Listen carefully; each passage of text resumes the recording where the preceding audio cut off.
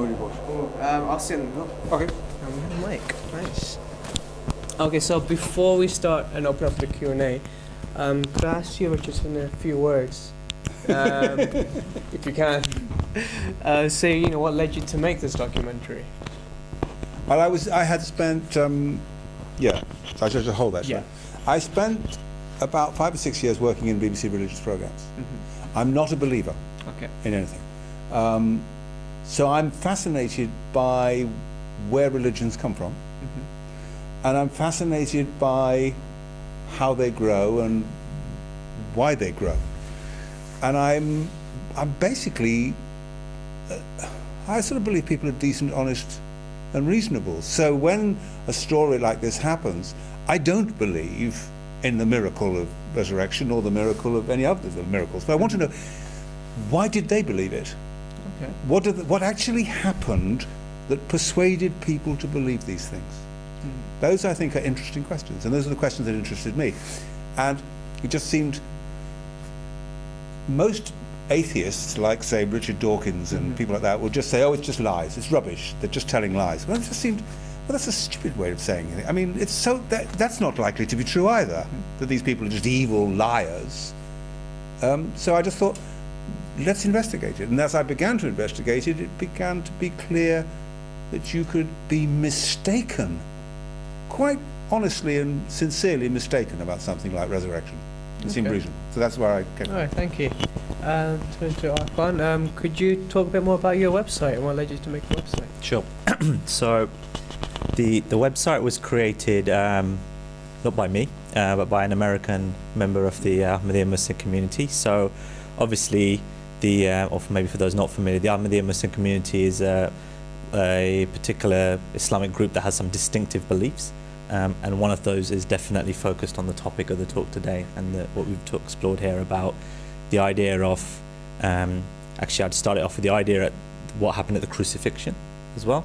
It's not completely distinctive to Ahmadis, but it's not a traditional Islamic belief of survival.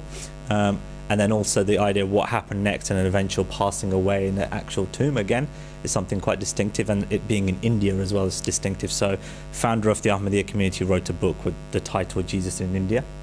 So you can say it's a topic of interest, but I guess what's worth mentioning is the Tomb of Jesus website is not a religious website that takes sort of the Ahmadiyya view and presents it.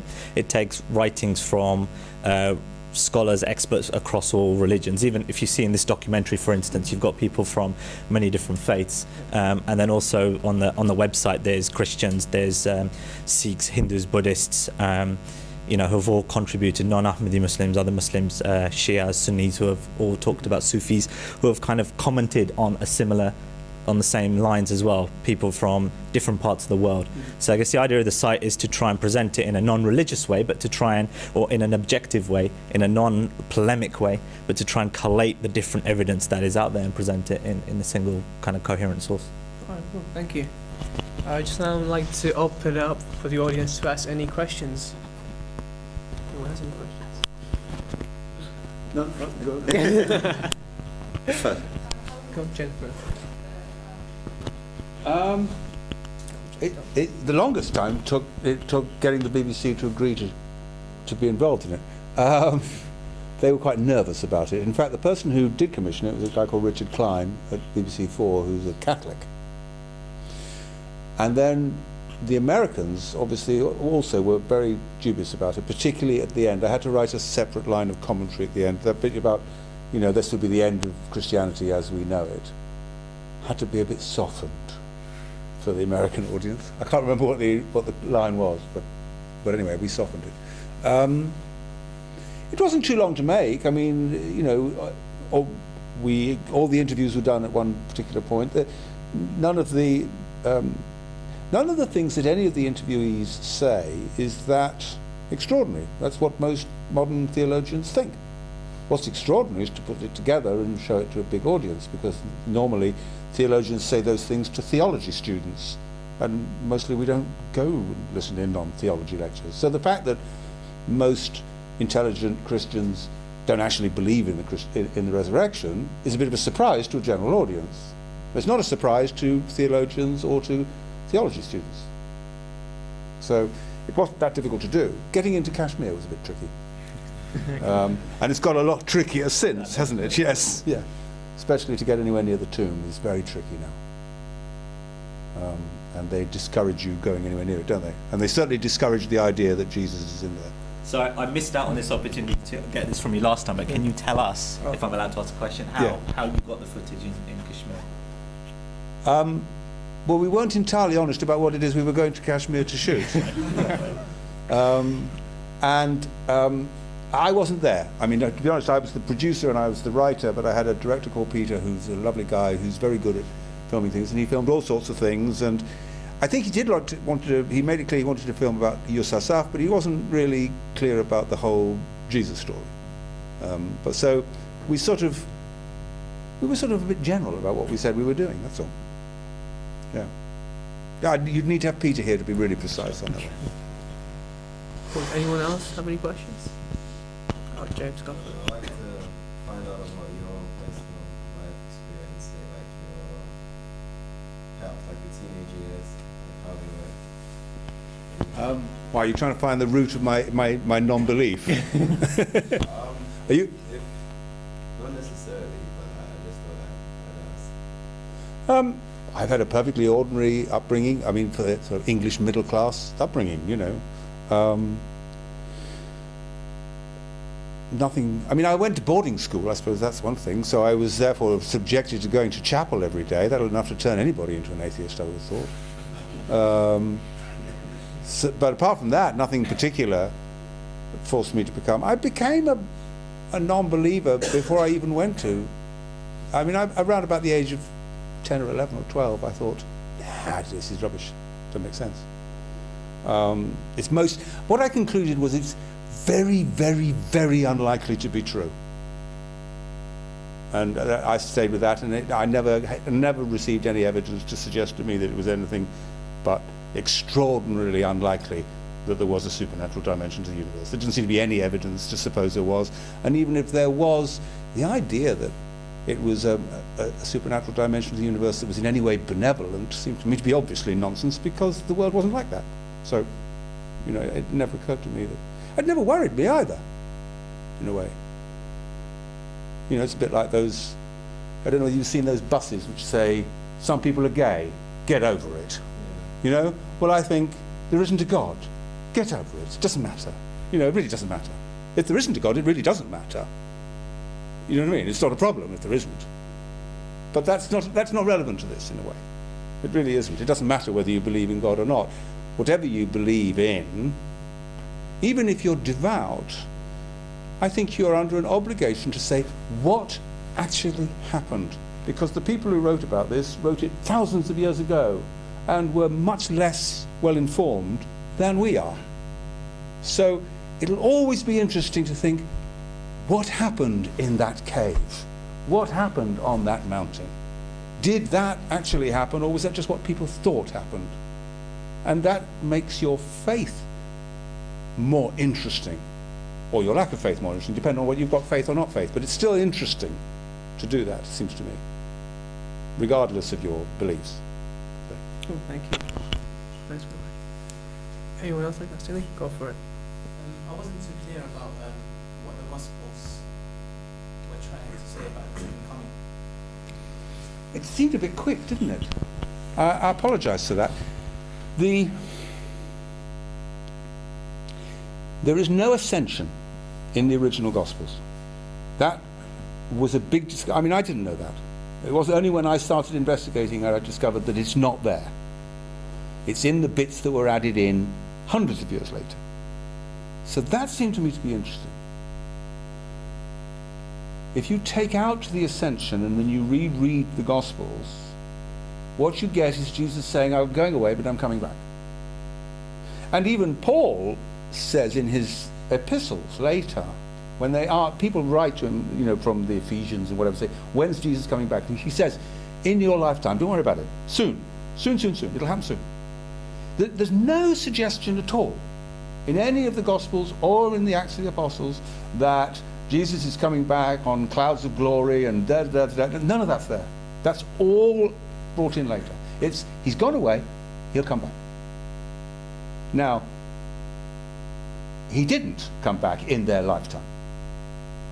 So, round about the time of the Council of Nicaea, about 300 years later, they begin to cobble together the doctrine, or the idea of the second coming, which is how Jesus comes back spiritually in great glory at the Day of Judgment.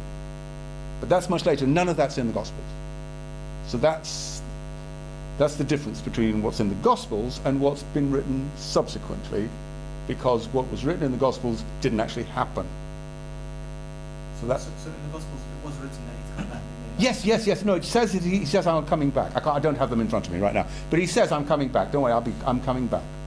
And in the Acts of the Apostles, Paul says he'll come back in your lifetime. He says, there will be people here to whom I'm writing who are alive today who will be alive when Jesus comes back. So he's not saying next week. It may be a few years. And the film suggests, and all the historians suggest, that he was just thinking, well, when it's safe to come back, he'll come back. But it never was. Or not until 300 years after he was dead, when the Roman Empire suddenly decided to become Christian, in which case it would have been great for him to come back. Unfortunately, he was a bit dead by then. Yeah. So I think I can get where you're coming from with your question. So second comings, I'd actually like to start that in a slightly different place. So at the time of Jesus, one of the allegations, if you like, of why he could not be the Messiah, one of the things was that Elijah hadn't returned. And so there was a prophecy around the coming of the Messiah that one of the prerequisites, if you like, would be the return of Prophet Elijah. And the story of Prophet Elijah, according to the Old Testament, was that he was taken up in a chariot of flames, etc. So there was this idea of, a previous prophet who would be returning and who would be a sign that now is the time for the Messiah to come. So you have this parallel, if you like, around this idea of having a second coming of someone, kind of thing. In the case of Elijah, one of the things recorded in the Gospels is that when Jesus is asked about this, he says in his quote in the Gospels that he says to his disciples, it's something, I'm paraphrasing, but it's something like, you'll find this difficult to believe or difficult to accept or understand, but I am telling you that John the Baptist is that Elijah that you have spoken about. So it's an interesting idea, and again, if you can speak to Christians about it, there's an acceptance, and even I suppose the Islamic tradition goes along with this because we believe in John the Baptist as a prophet. So there's a if you like, a blueprint saying that this idea that there's going to be a second coming of a particular person doesn't necessarily mean the same physical person returning. It means the idea of having someone else who's appearing in not in any sense of reincarnation necessarily, but in the sense of someone else who is coming to fulfill the same mission that they were told that the previous person would be doing. So that is a blueprint, I'll use the word, of how second comings have worked in the past, potentially. And then, so I guess the question you're raising is that there's an very strong Islamic tradition about a second coming of Hazrat Isa or Jesus. And then also in other faith traditions, like in Hinduism and Sikhism, there's other religious figures that are due to appear towards the end of time. And there are these prophecies about second comings or appearances of other people. So the claim of the founder of the Ahmadiyya community, which he claimed was on the basis of revelation, was firstly, and point number one was that, because we should remember, Mirza Ghulam Ahmad, peace be upon him, who founded the Ahmadiyya movement, right? He grew up as a Muslim, right, in a Muslim environment. So he would have had the same belief of, Jesus is in heaven and he will return physically. So the first thing that the first point was he was told that Hazrat Isa or Jesus has actually died a natural death, and that actual physical person, Jesus, like all the prophets before him, like anyone else, has actually passed away. And then it was a subsequent revelation that you are the Jesus of this age, or you are the one fulfilling that prophecy. So the Ahmadiyya viewpoint is that this idea of second comings, which is in Christianity, but also other traditions as well, that talk about towards the end of time, some kind of figure returning. His claim was to be the fulfillment of those prophecies, and our understanding of that is just as John the Baptist was the second coming of Elijah, and how that was understood by Jesus himself. In the same way, we accept him as the second coming of that Jesus. So we do not believe that Jesus as that person 2,000 years ago is still alive. We believe he'd passed away, and that this was the fulfillment of that prophecy. got anything? No, only to say, as always, if you want to really know about Christianity, ask someone who isn't a Christian. They know much more about it than Christians, on the whole. The interesting thing about John the Baptist being the second coming of Elijah, you can actually, and that he's coming to show it's Jesus, you can sort of see hints of that in all of the Renaissance portraits of Jesus and John, even as babies. Even if when you have John who's sitting as a baby, with Jesus as a baby, and whatever you see John, he's always got his finger like that. You know, it's not me, it's him. It's him. So whenever you see anyone in one of these Renaissance paintings with their finger pointing, that's John. Old John with a finger pointing. Not me, it's him. And so the idea that he's Elijah and whatever, so that's always there. Cool, thank you. Anyone else have any questions? Go, Jennifer, go for it. I thought it was quite witty the way in which you showed the footage of that Catholic priest giving a talk to The children. with the kind of background monologue of the sort of power structure. But I mean, he's the one who said if there wasn't any resurrection, there'd be no Christmas. I mean, how manipulative do you want to be? You don't get your presents if you don't believe it. And as the other guy said, you know, if you believe this, you've left your brains in the parking lot. So we got you. So that was just a joy that priest was like that, and he said those things. You know, I mean, it's like all those things were genuine. I mean, all the services were genuine, the creeds were genuine, the things at the church in Boston were genuine. We didn't ask people to do anything. But when you're then presented with a priest saying to a bunch of children that without the resurrection you don't get Christmas, well, you had to have that in. You had to put that in, didn't you? I mean, I think all I ask for is what is the most credible explanation of all of these things, and that's the whole purpose of the film, really. I don't know what the answer is, but I think you should look for credible explanations. Yeah. So recently, more recently than before, but the belief that Jesus is physically sent to heaven is starting to somewhat being challenged. In your experience with Christians, what proportion of Christians are starting to challenge that belief? It's interesting.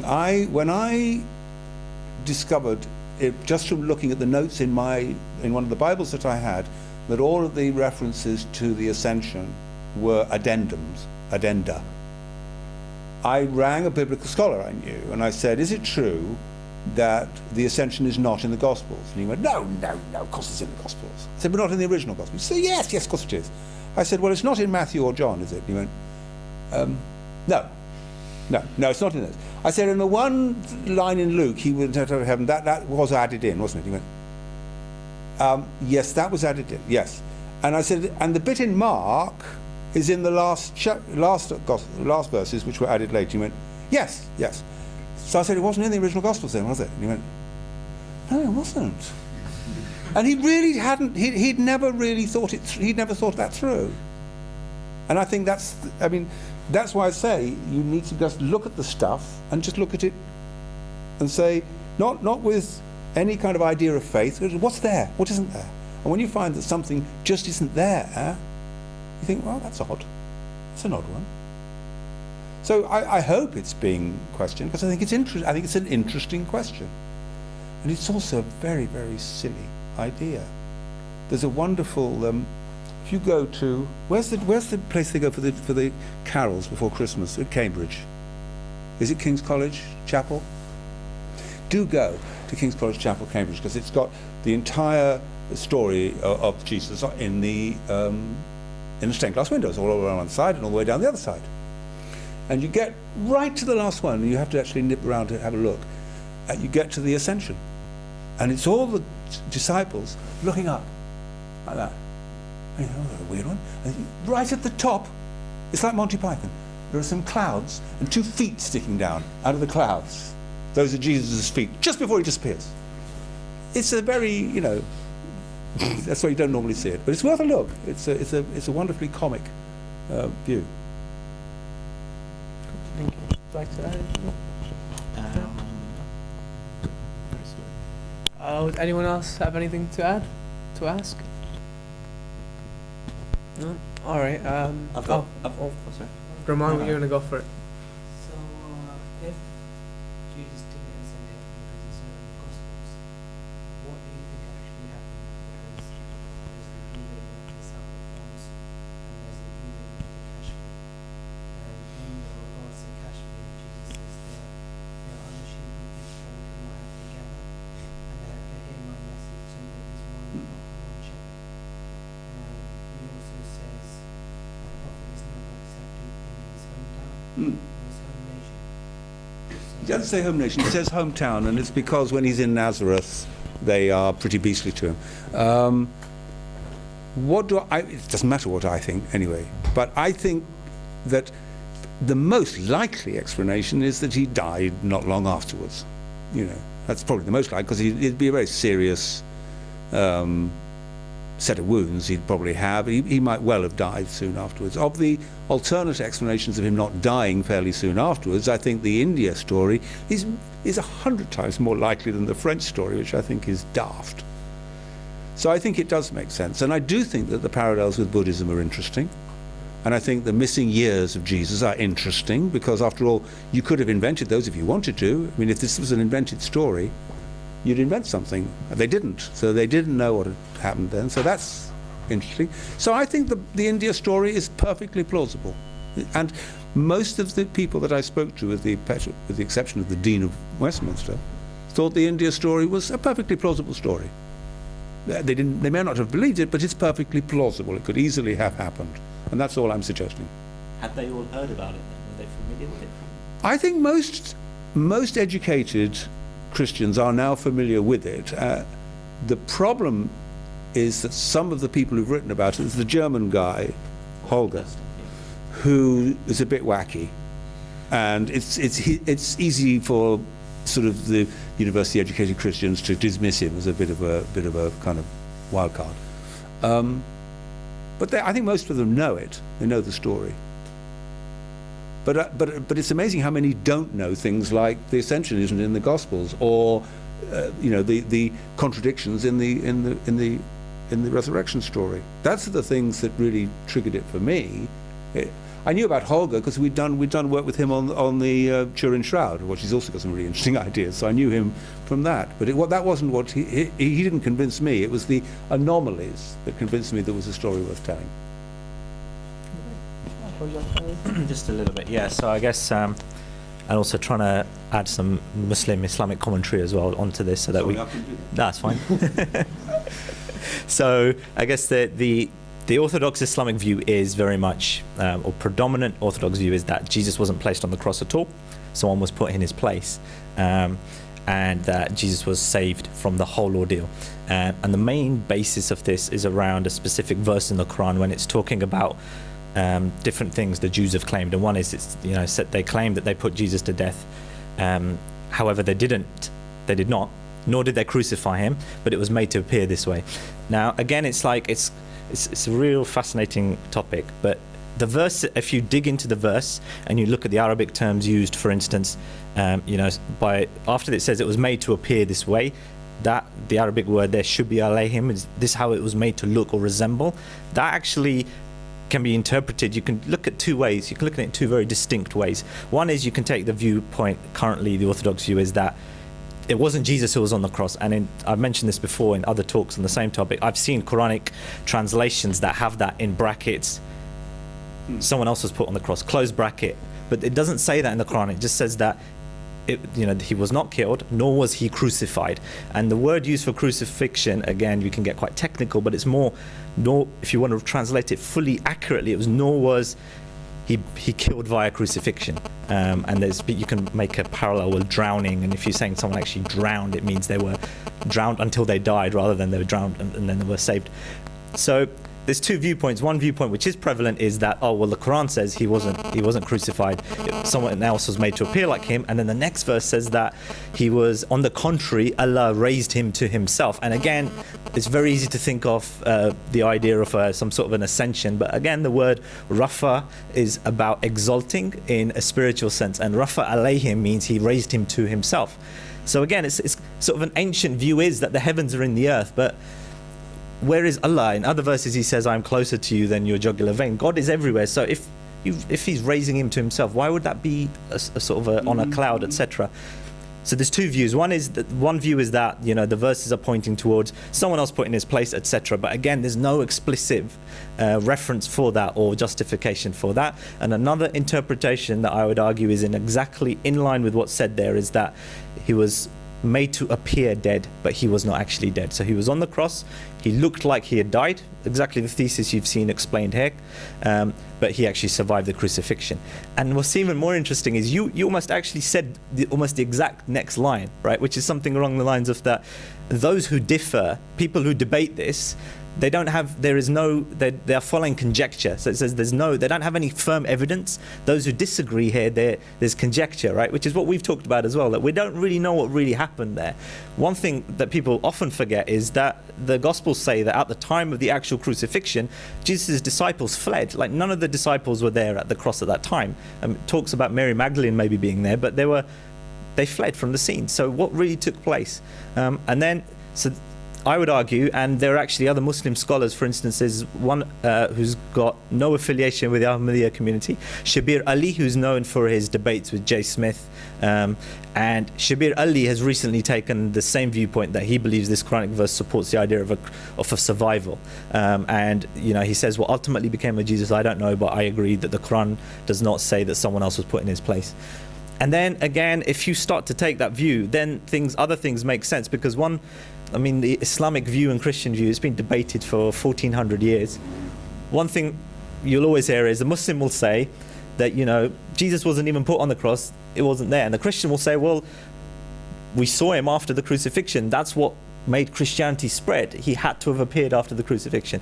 So you have two opposing camps, and what this theory shows you and what the Ahmadiyya viewpoint is, it gives you a way where, again, to Richard's point, these people are not making it up. They're not being malicious or lying. There's actually a middle path that actually fulfills and would answer the whole thing. And it would explain why Nicodemus and Joseph, you know, went to the tomb taking hundreds of, 75 pounds is what the Bible mentions of herbs, right? We're talking leaf-type herbs, aloe and myrrh. That's a lot of leaves. It explains that. It explains, you know, also anomalies like the short duration of the crucifixion. And then, you know, again, once you start reading it as a everyday matter-of-fact story, things like Mary Magdalene seeing Jesus after the crucifixion and recognizing him, and when she went to embrace him, he said, do not touch me. And there's some people who will say that's because he was half ascended and he was a supernatural being, or it's because he had a series of wounds.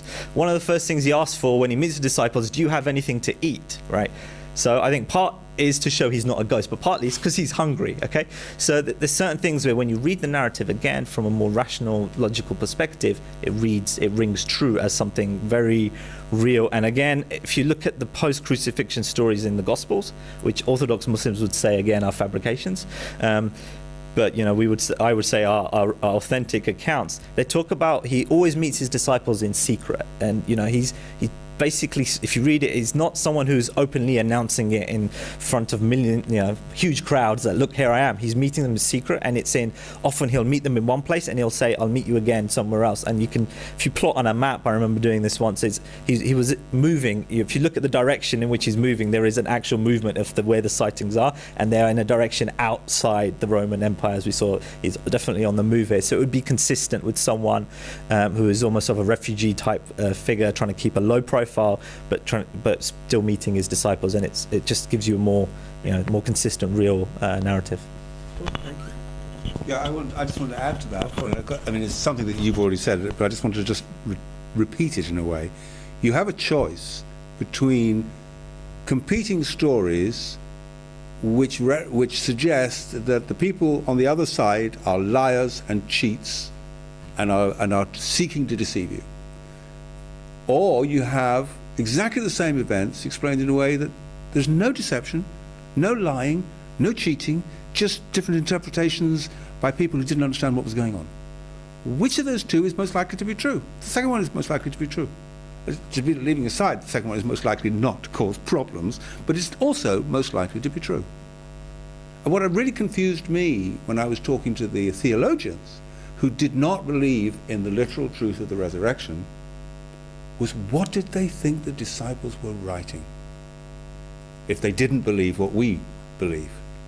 they think that the disciples were writing a lie. That's astonishing. I find it much easier to believe that they're writing a mistake, not a lie. So that was, I mean, my film in a sense is more directed at them rather than you, because you seem to be an open-minded bunch. If you think that the resurrection is just an idea, it's just a metaphor, it's just a whatever, then what on earth do you think the Gospels are? It doesn't make any sense at all. Sorry, you were about to say. Yeah, I'd just like to make a few comments about the video. I think it's pretty in depth. I'm sure you did lots of research on that, and I'm sure it's like some good amount of work. But then the part where like Jesus dies earlier, like shorter than the usual duration, I believe, or I've read and I've heard also that usually when people are crucified, like by the Romans, it wasn't, you weren't flogged or anything. But like, No, that's true. You're absolutely right. That's true. So that's one reason why. He would have been weaker. Yeah. And all the rest asphyxiation and all that as well. But also, yeah, I like to make a comment from a biblical perspective on the reason why like Jesus isn't. Sorry, he tells Mary Magdalene not to come near him, and it's sort of like this is what Christians believe, that the Old Testament is sort of like a mirror to the New Testament, like a shadow thing. So in the sense that if my friend here was walking and light beamed on him, I would see his shadow. So until I literally saw him, I'll be seeing a shadow. That's what the Old Testament is. And like in the Old Testament, priests used to like go and harvest stuff before the actual harvest came. I'm not too much into farming, but I've done that before. Like there was somewhere in the year, and like usually it's recorded that miraculously, like some bunch of grain used to come before the harvest. Like priests would go and cut that and smoke it or burn it, and like would go to the temple and like wave it at the temple. And this was like sort of signifying Jesus, because he's like that if you take that point of view, he's like, it's like the shadow of Jesus to come. Like Jesus goes to How does that explain the Mary Magdalene "Don't touch me"? Yeah, So I'm getting I'm with you where you are, but I don't know quite where you're getting to. I'm getting there. So this is how it is. Like so the priest is waving the first fruits of the harvest. And that's just like you saying the harvest is certainly going to come. So I'm just like giving the first part to God. That's the idea. So like if you look at it that way, then Jesus was, the Bible says that he was the firstborn from the dead. So he's like, he says I have to go and wave in quote myself before God, before you touch me, because no one could touch the harvest from the first harvest in that regards. So no one was allowed to touch that, it was only the priest. So if you look at it that way. Yeah, it's a pretty complicated explanation for a pretty simple thought. I mean, I find the idea that, you know, he's only just managed to get out and he's wounded and he's not well, a slightly easier one to take. But yeah, you can, I mean, obviously, why not? Yeah. Should we move on? Sorry, Shall I? That's fine. So my question is, I heard something, it wasn't alluded to in the documentary, but there's something about when they took him off the cross, there was blood gushing forth. Like, I can't remember exactly. No, it's the piercing of the side. I may not get this quite right, but we can talk about it. When they were breaking the legs of the two thieves, they wanted to do the same thing to Jesus, and the disciples said, no, he's already dead, which is partly, from your point of view, because there's a prophecy that says that not a bone in his body was broken. So, you know, it's important we don't go around breaking his bones. But anyway, so the disciples said he's not dead, and the soldiers sort of didn't really believe that, so he sticks the spear in, and out comes water. Not blood, I think I'm right. Or it's clear, but there's some clear.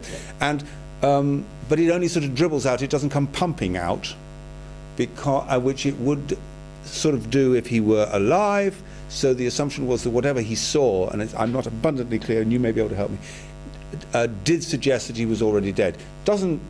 It doesn't negate the fact that if he'd gone into a shock-induced coma, that's exactly what you'd expect to happen, which is what the film sort of is suggesting without actually saying it. But yes, there is a business of him being pierced in the side, and whether his response to that is the evidence that, yes, okay, well, we believe he's dead, so we'll take him down. Yeah, so so I agree with that, and I think the idea, so this piercing, so one thing is we should remember that the timing of which the crucifixion was planned or scheduled had a major impact in what happened, right? It was the Sabbath was approaching, the bodies had to be taken down, it had to be done in a very short window of time. Now we can ask why was that planned? They could have been left there for another 24 hours, but nobody wanted that. Yeah.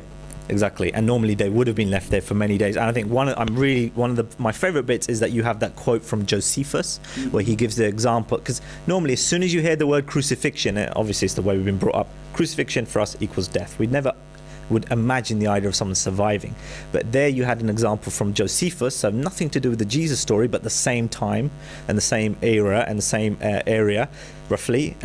Where someone else was on the cross, Josephus comes back and says, please take that person down, they're treated and they survive. So it is possible to survive crucifixion even if you've been there for many, I think this was after a couple of days, I think this one was.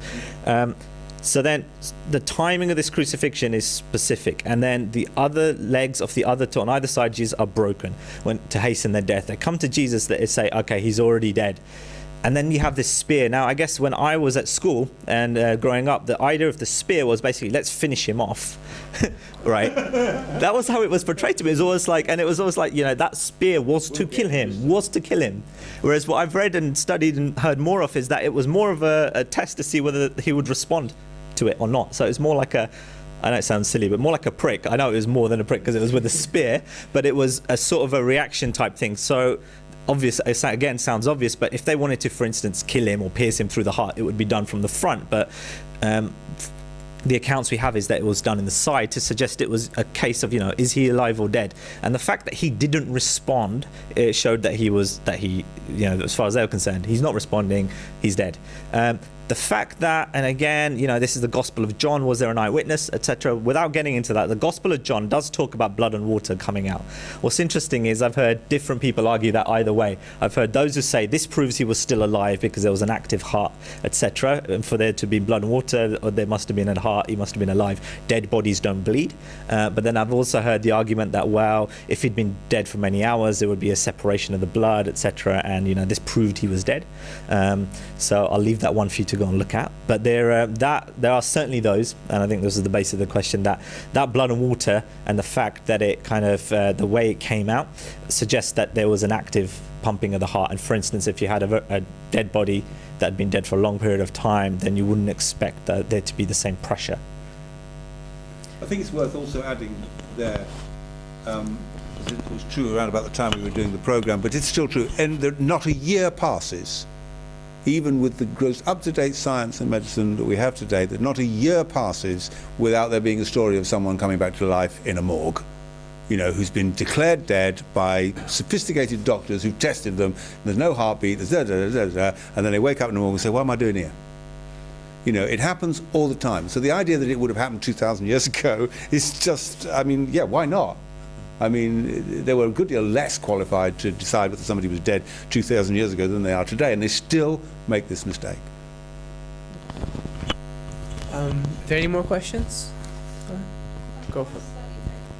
I was always led to believe that the three wise men were from different areas of Africa, while one was from Africa. I don't know. I'm sorry, I don't know. And do you know? I've heard different stories. I've heard some mention that they were possibly Zoroastrians, but I think everyone is trying to guess based on the bits of information we have. They only appear in one gospel, anyway. So I wasn't wild about including this because, as I say, it's only one gospel. So you've got the wise men in one gospel, and you've got the shepherds in another gospel with no wise men. So you got and the story of the birth of Christ only appears in two gospels anyway. So the other two gospels don't have it. So it's just curious that wise men do follow a star in pursuit of a baby, which they then take. And we just made a film in BBC at that time on the Panchen Lama. And those shots come from the Search for the Panchen Lama, so which is a program we had. So it just seemed interesting to see it in that context. And then I looked at the parallels between Buddhism, and they're interesting. There's a book called The Parallels Between Buddha and Jesus, which is worth your having a look at. Just on that, I think the gospel, I think it mentions wise men from the east. I think the word the east. So again, it's just interesting that if we're talking about Jesus having a connection with the east, well, actually, from his birth, there's someone right there. That connection is there. Thank you. Is there anything? Any more questions? Come on, go for it. How long do you have the hall till? Until we get kicked out. Right. If Jesus died on the cross, it means he's a curse. He's He's a curse.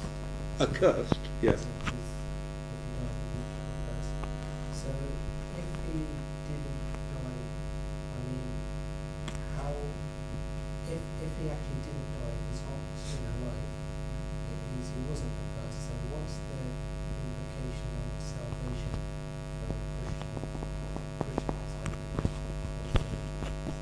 for Ask a Christian. Well, I mean, I don't even really understand the concept of accursed and not accursed in this situation. What I think is interesting about Christianity, and if you take Jesus and Muhammad, they are two very different characters. One is a huge success story, one is a failure. Jesus dies an executed criminal, which produces a completely different theology. It produces a theology of suffering and redemption and pain and and forgiveness. All sorts of things come out of the story of Jesus as a failure, as it were. I don't mean a failure. I mean, what I mean is I mean, the Muslim empire takes off under Muhammad, and he takes over half the world. You know, he's a huge, huge success. Jesus isn't. He's a huge, huge failure.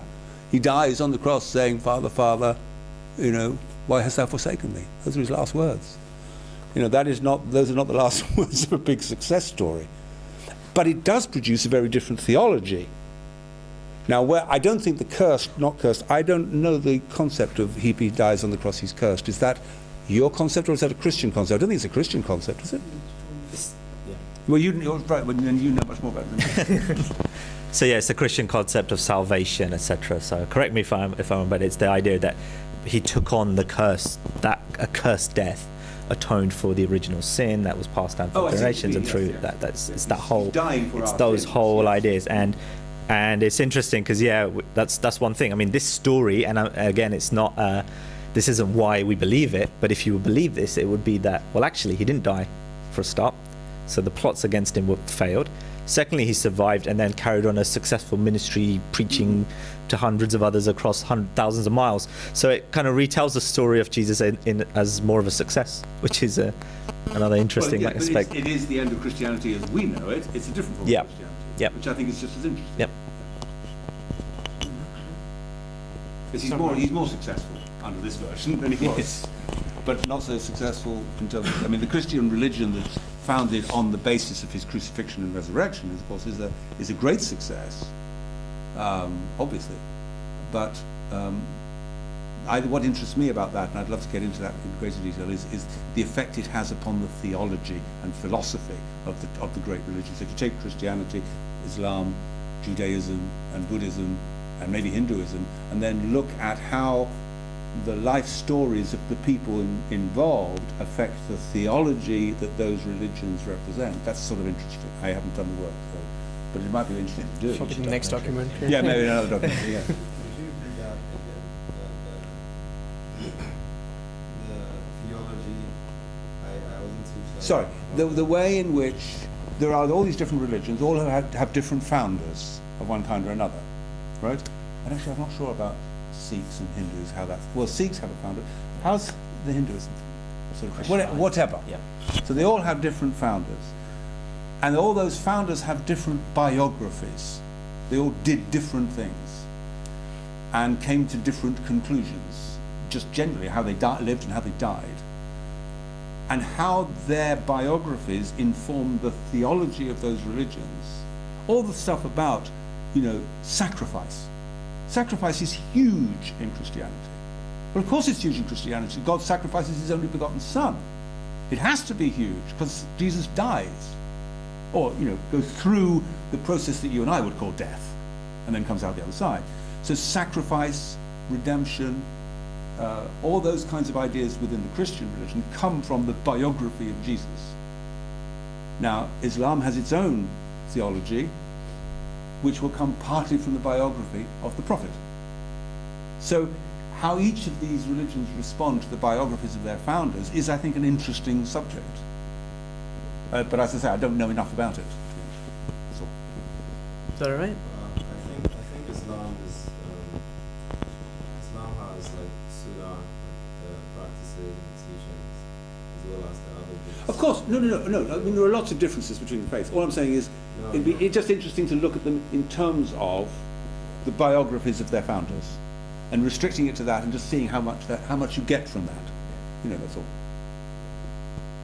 Cool. Do you have any more questions? Or Just a quick point on that. I mean, even if you accept all the prophets, you will still say they'll live in different conditions. So there'll be different types of teaching. So one thing Muslims will say is that the Holy Prophet Muhammad, peace be upon him, he will give teachings of when he was a repressed minority, but also when they were a successful majority. So it's how to live when you're got no rights and you're very small, to how to live when you're in power. So I guess that's probably where coming from there. Yeah. The teachings of what they say will have to cover a vast range of their experience. They reflect the biographies of their founders.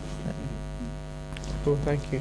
Well, I'd like to wrap it up. It is getting a bit late, but before I do, we've actually got something for us. You're going to perform a miracle? That'd be great. Is it going to be the feeding of the 5,000? It is! It's the feeding of the 5,000! It's the loaves and fishes! Just to say thank you for your time and effort. Thank you very much. Thank you. So again, You spoil us, Ambassador! so yeah, again, thank you very much for coming down. Last word to the audience, thank you for coming. Thank you. If you would like to see more events like this, please do sign up. There's a sheet somewhere. Please do sign up, and yeah, thank you. All right, good evening, everyone. Cheers. Thank you.